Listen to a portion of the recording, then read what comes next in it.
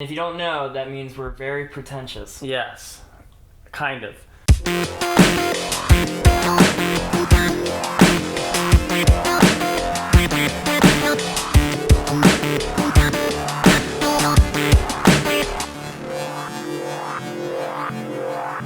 everybody, welcome to our brand new series called Top 5 Admission here at the From Art to Film Network.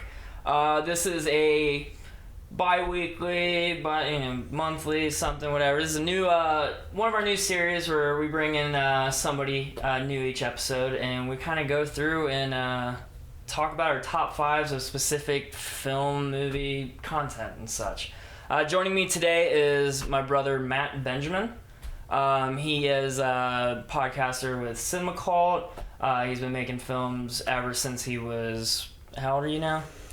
31 now? That sucks, dude. Yeah. And then since you were what, like 7, 8? Yeah, for a while now. Thank you for being part of this. Happy to be on here. If you kind of want to go ahead and explain to the audience what our top 5 topic's going to be today. Okay, so our top 5 topic, one of the interests that me and Jake both share is we are Criterion Blu-ray DVD collectors.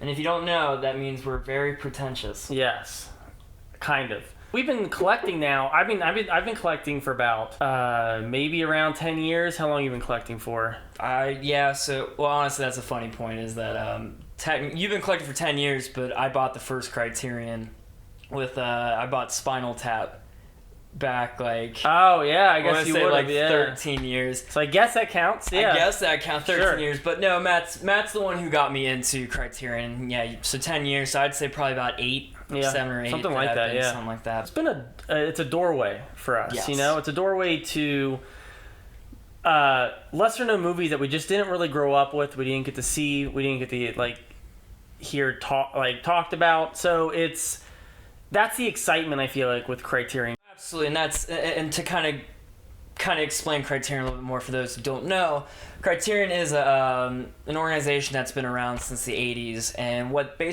do is they take old important films and they basically give it the all-star treatment. So what they do is they bring in unique artists to redo cover work. They completely restore the film, audio, and then they try to find as much special features as they can to put on the disc, as well as just having essays and all that stuff within the booklet that comes. Go ahead and get to business with our top 5 Criterions. Top 5, all right. Top 5. So before we reveal, let's just kind of go down the criteria. This is an overall, from the artwork to special features, the actual film itself. So while there are other films that are better than some of our picks, necessarily, this is more or less just kind of the overall picture, if that makes sense. Yeah, it's well put. So going into our top 5, my number 5 pick, Lewis Allen's The Uninvited. Okay. Awesome cover. It's a terrifying cover. You look at it and you're just kind of like, all right, what's this movie going to be about? And I just enjoyed the hell out of this film. Yeah. It was movie came out. I want to make sure. Movie came out in 1944, and the big thing with this film was that it took ghosts and treated them like an actual villain. So beforehand, there obviously there's several films that probably did it that wasn't as big, but this, beforehand, ghosts were always just kind of like a comedic thing. It was always like spooky, like kind of ghost thing. But this one was like, no, we're going to treat ghosts as a serious threat, and it's got a great story to it where it's, it brings up spiritualism and seances, and the special effects too are very terrifying, very reminiscent. I can see it in like Ghostbusters, where it's like how they shot the antagonist, the villain of the movie, the ghost, is just, I don't know, it kind of left me enjoying just the overall aesthetic and feeling of the movie. Yeah, it's honestly, the first time I ever caught that was on TCM back a few years ago. And I didn't quite respect the movie until I watched it a second time. And it is just, there's an atmosphere to this movie that is just like, it makes great viewing for Halloween time. Mm-hmm. But it's one of the few ghost movies back then that actually pay off. Yeah, absolutely, yeah. Yeah, there's not many ghost movies back then that actually just kind of like took themselves serious. There's a lot of ghost movies back then that were like, they're kind of goofy sometimes. They're kind of more in the comedy realm than they are in like the actual like spiritual or horror realm. Yeah, for sure. But it is a movie that like on second viewing I just kind of like fell in love with it. I was like, wow, this is actually, I don't know why I didn't I'd say I hated it the first time. I just don't know why I didn't like gravitate to it the first viewing and why it took me the second viewing. It was just. Yeah, and it's definitely like, it's not as flashy and as romanticized as like the Universal horror movies. Yes, it's not as like, like I couldn't tell you what the main villain, it's not like the Creature from the Black Lagoon or whatnot, but it's a movie that is just aesthetically you're right, it's a perfect Halloween. Like I want to have that creepiness feel to it. And if you really sell yourself to the idea of this movie, you're gonna enjoy it. Immensely. I think I would recommend, if you like that, watch Val Lewton movies. Val Lewton, okay. Val Lewton, they're like right in the same kind of canon. They've released Cat People. Awesome. So it's on my July sale. Is it on your sale? Okay, yeah. Good. Buy it. Yeah, it's definitely worth it, and I would honestly hold off watching until Halloween. That's gonna be hard, but I definitely will take that. I will definitely do that. All right, so. My number 5. I had to pick a Kurosawa movie. I knew I had to pick a Kurosawa movie, right? And my favorite Kurosawa movie is Stray Dog, but I don't own it in any medium yet. Okay. So I had to pick the one that like I loved as far as like special features go, artwork, and it's a different kind of Kurosawa. This is Drunken Angel. And this is made right after World War II. So he's kind of doing this like he's really capturing something here as far as what Japan looks like post World War II, and it's a film noir, so it's modern time Japan, which is because he usually does like, a lot of medieval movies. He does period pieces. A lot of period pieces. So there's these few I'm sorry, not a few. There's a good chunk of movies that he has that are like noir, they're modern day Japan, and I kind of find those more interesting than the medieval movies. And Drunken Angel's got this great relationship between the two characters. It's once again it's Kurosawa, so it's like the way the movie looks is just like really interesting and engaging. And Toshiro Mifune does a great performance in it, and it's just one of those like high recommendations for me as far as Kurosawa goes. No, absolutely. That one's also on my sale, my to buy, and I guess to kind of go back to your comment on like post World War, like not story wise, but is it comparable to Bicycle Thieves in the sense of that neo-realism where it kind of really captures that broken? Yeah, I'll give you that. Yeah, it's probably in that realm as far as like the realism realm. Yeah.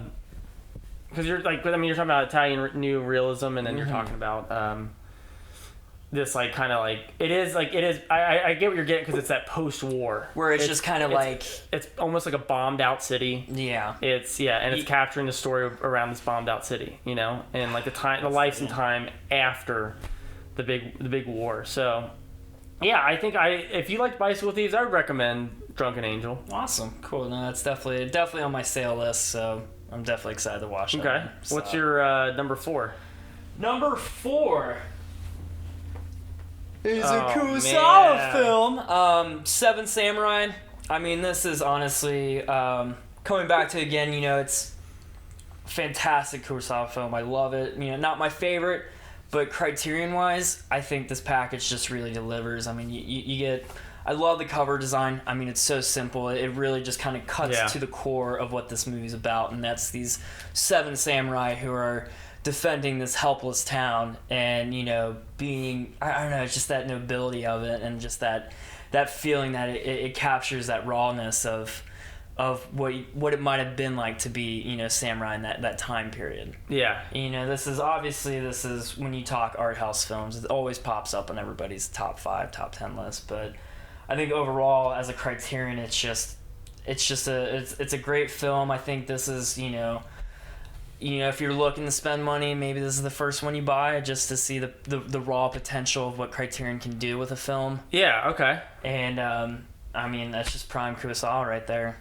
Yeah, it's definitely it is the movie that like if you're into film in general, you have to watch it. Yes, Like absolutely. you just have to watch it. It's a longer watch, that's for sure. But the love that Criterion gave that movie is like I wish there's certain movies that like they give way much more love to than like others, and it's like I wish all of your movies had this kind of this box, this booklet. I love like something I kind of got into collecting for a long time is that I love reading the essays. So it's like the more essays, the merrier. I kind of hate like the one like 2 or 3 page essays. Like I want like a lot of essays. No, absolutely. And I think there's one on your list that we'll talk more about those essays lacking of. Yeah. But no, I'm totally with you because it's just like Seven Samurai can almost have its own novel, with the Criterion, and I think they just did well with pairing it with special features and diving into the history, and then honestly the restoration. I mean, it's a gorgeous restoration where it's just like it's one of those ones where like I own it on DVD and it looked great on DVD, but I think I should definitely buy it on Blu-ray here soon just because it does it more justice. Yeah. But, yep, Seven Samurai, my number 4. Matt, why don't you go ahead and... Number 4. So, this is my first Criterion, okay? This is where I found out about the label. Like, you said you had Spinal Tap when we were younger. And I think, actually, we had Rushmore in the house. Did we really? Yeah. Yeah, I think we had Rushmore in the house, but I don't think we knew what Criterion was. So, this one actually belonged to our older brother, Chris. And he had to buy it for we had to review a movie in our film noir class. Yeah. And he had to find a way to watch it. And the only way he could find it was at Barnes & Noble at full price.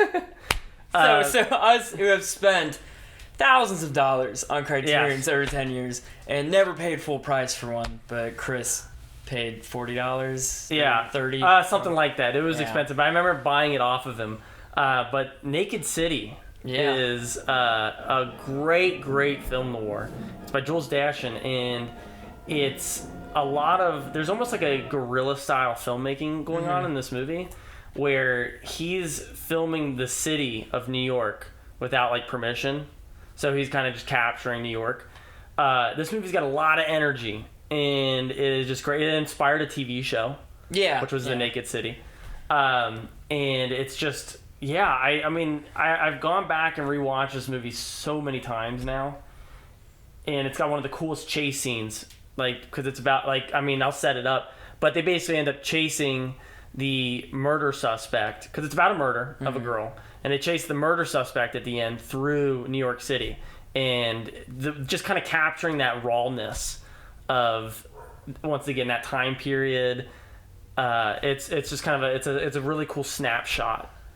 Yeah, absolutely. So, I highly recommend it. They just actually re-released this. They're going to on Blu-ray in September, I think. I think so. It was with the Elephant Man. I'm gonna have to update my copy, unfortunately, but I'll probably still hold on to it because it's like there's some sentimental value to this. It's a trophy. It's a trophy. It's the first one. It's your monument to Criterion. Yeah. No, absolutely. No, it's a great pick. My number 3 pick. I Married a Witch. This is a film we've definitely talked about several times. It's just what a lovely movie. Yeah. It's just like it's very charming. It's just a fantastic fall movie if you're wanting to get into the Halloween movie. Yeah, Veronica Lake is great, and if you like Veronica Lake in that, you'll love her in Sullivan's Travels. Yes, definitely. But she was also the inspiration for Jessica Rabbit. Yeah, for all you weird people who like the fetishized cartoon characters, Jessica Rabbit is the inspiration for her was Veronica Lake. So yeah, I'll tell you what, this almost made my list. It didn't because it's like there's not as many special features on it.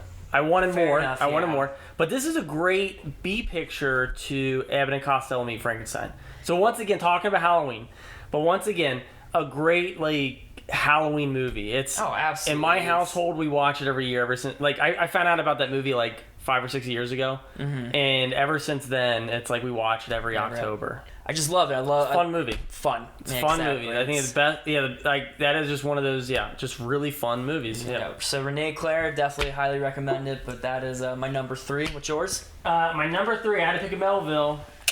Les Samurai. All right. This movie is awesome and a huge inspiration on a lot of movies where, I mean, you can watch it and be like, oh, you can pick out where it's like, oh, I know Road to Perdition kind of looks like this. Yeah. You know what I mean?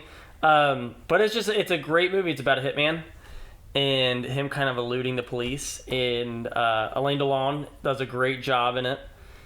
And if you're unfamiliar with Melville's like next to there's like Truffaut and Godard, and Melville. Those are like the three big like French New Wave directors. And Melville's like the serious one. And they all kind of take their elements from old classic Hollywood. Yeah. And a lot of them take them from like film noir, and Truffaut and Godard have a fun time with it, and Melville kind of takes it serious. And this is a great movie if you are unfamiliar with the director. If you've never seen any of his movies, this is a good starter one. He does a lot of great heist movies, but this is the one that you should start off with if you don't know anything about Jean-Pierre Melville. All right. Great movie. No, absolutely. So number 2, this is just overall just a fantastic film. Godzilla from the first one, the original. It's just like you kind of laughed. I was like, oh no, I sniffled. Oh, you sniffed? I thought you were laughing. I was like, oh, look, prude over here. Anyways, Godzilla. Just, I mean, we won't open all of them, but if I had to convince you on why it's a great one, is the pop out feature of the starring Godzilla.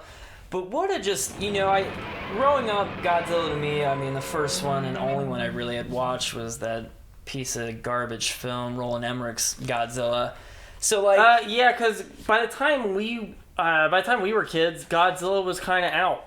It was out, but more importantly, it was a parody of what Godzilla was. So, I mean, I am unfamiliar with the Godzilla like history, but at that point, how many movies did they have? Like 25 or something like that. Something ridiculous. I mean, so I think by the time when we were kids, there was no Godzilla movies out, and that's why they rebooted it with like the Roland Emmerich one, or at least they tried to reboot it.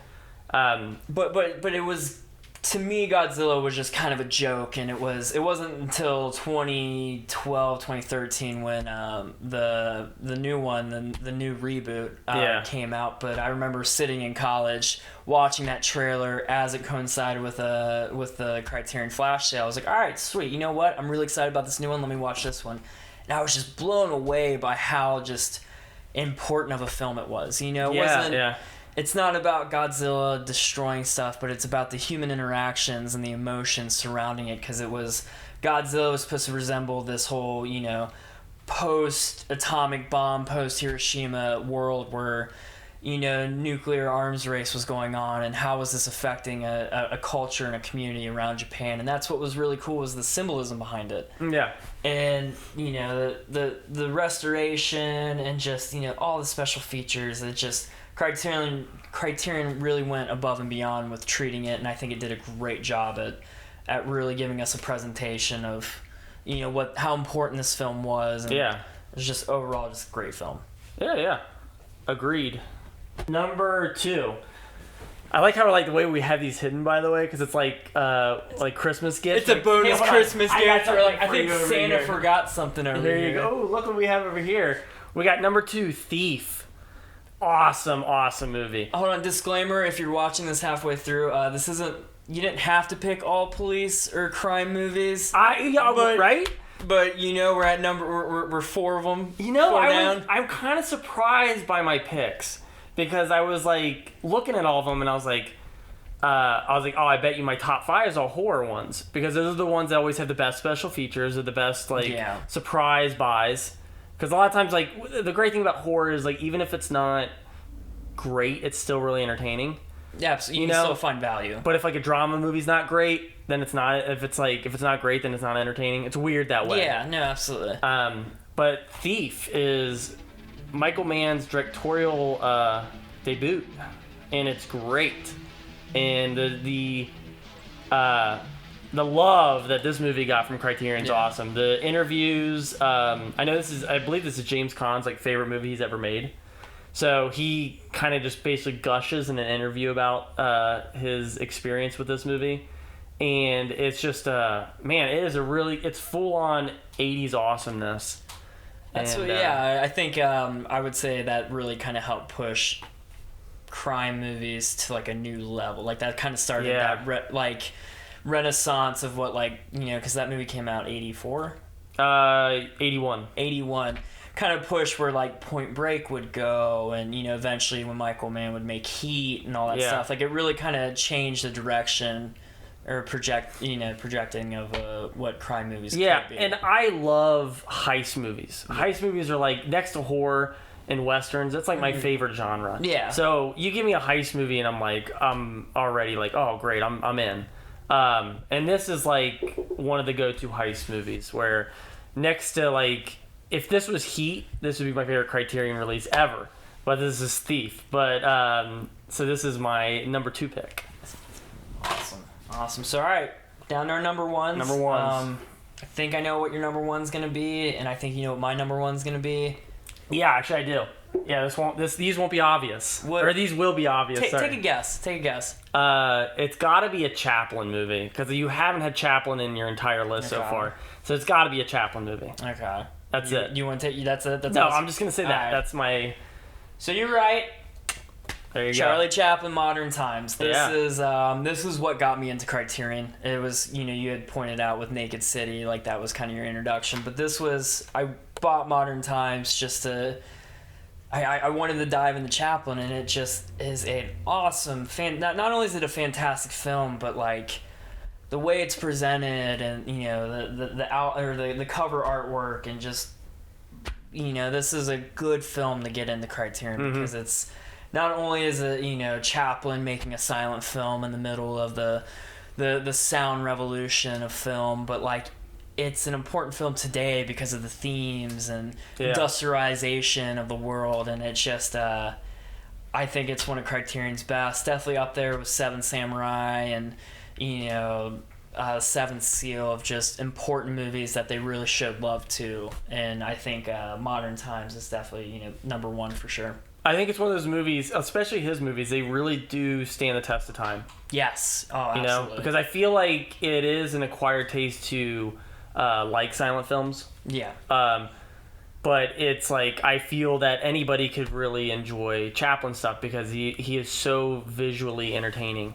That they can really stand the test of time. Like it does, because it's like you'll have gags where, like, oh, he falls down, or he goes to hit somebody, or somebody else accidentally gets hit. But like then you have like the gag like in Modern Times when when the car drops the pole with the white flag on it. Oh, yeah. And he picks it up and he starts waving it to say that, like, hey, like, you dropped this. And then, like, the march comes up behind him and it looks like he's leading the march, like the resistance kind of thing. And it's on time. And it's like, I feel like people look at old movies and black and white films and they're like Chaplin and Buster Keaton, Harold Lloyd, like, no, you can't be funny because they're not relevant anymore. But it just shows you that these films, you know, Modern Times, Safety Last, all that stuff, transcends time, and it still can be funny. It's because they're like it's like Jackie Chan. They're just so visually filled with like gags that it's like you can watch it and you don't really have to hear it. You don't have to hear it. There's no language barrier. There's no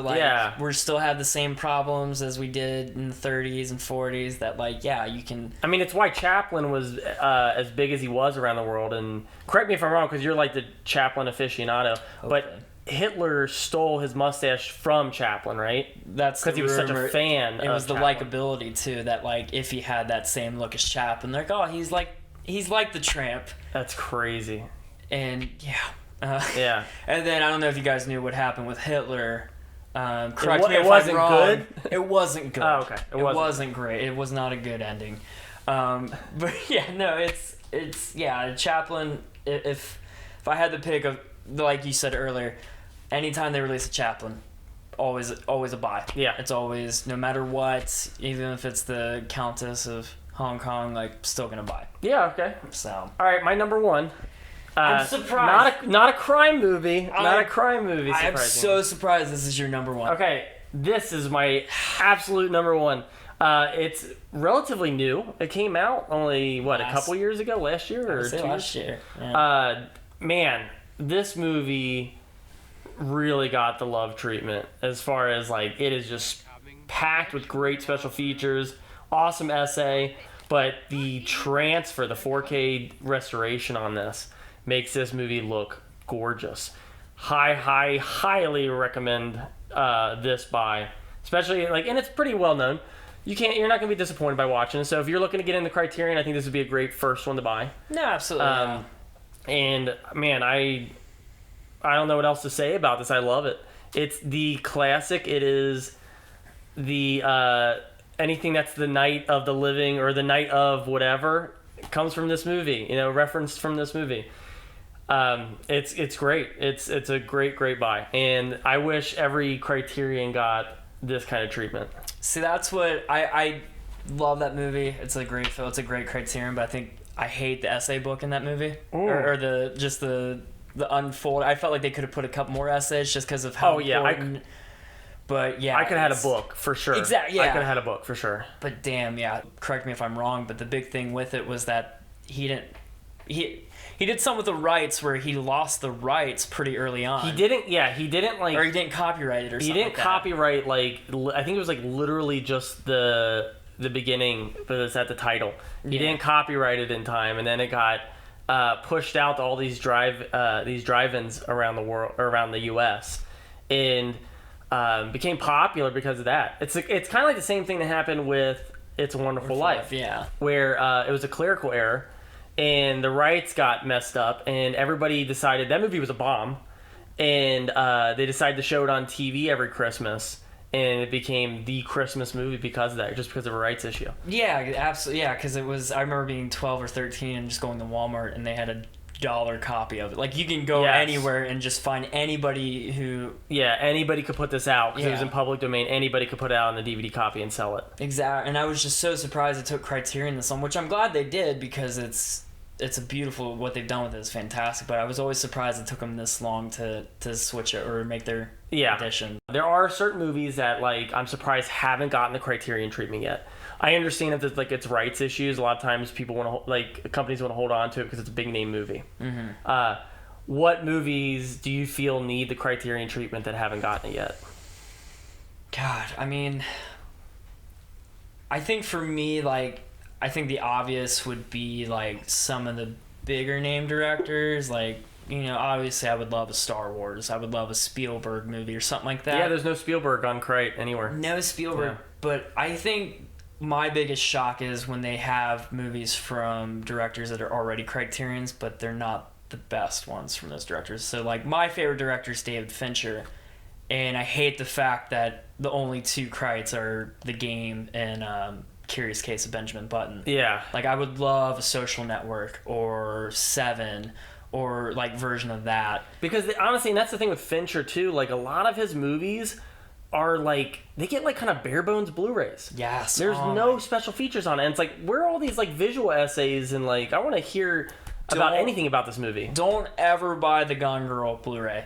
Yeah, zero special features, and you just get a book of the Amy story that's centered around that movie. I want to hear these guys talk about this. Yes, The Game also that's it, and The Game I feel could use more special features.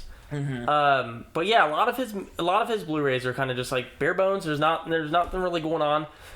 Seven's one of them where it's I would love to hear a lot about Seven. No, absolutely, Zodiac. Or Zodiac. Oh my gosh, but Zodiac, honestly, Blu-ray has great special features, but if I could get one, it would definitely be a better Fincher film. But if I'm gonna piggyback off of your pick, I would think Dawn of the Dead. That was gonna be my number one. That's the one I want to see the most that come through the Criterion label. I always want more Scorsese. Yeah, I feel they just haven't really hit that prime Scorsese film of I want Mean Streets really bad, and that's the one that's I really want that to get a Criterion treatment because it's got no love otherwise. Yeah. But then again, let's any movie that comes in that Criterion label, I'm gonna either take a peek at it or like yeah, absolutely. you know. Yeah, that's totally. Thank you guys for watching. If you haven't yet, please give us a like, subscribe down below. Also, you can check us out on Instagram at From Art to Film. There's a link down below, but we'll definitely throw a link out to the Criterion channel in the description, and we'll throw out all those pics. But thank you for watching. Let us know in the comments if you like this, what we can do better, all that stuff. But we'll see you guys next time. And again, Matt, thank you so much for being a part of this. Yeah, thank you for asking me to be a part of this. Exactly. We're going to come out with a 10-hour edition where we just talk Criterions. Yeah, so, this is the edited version. This is the edited down. This is as much. Yeah. This is as low as we could go. So, but again, thank you so much, man. Yeah, absolutely. We'll see you guys next time.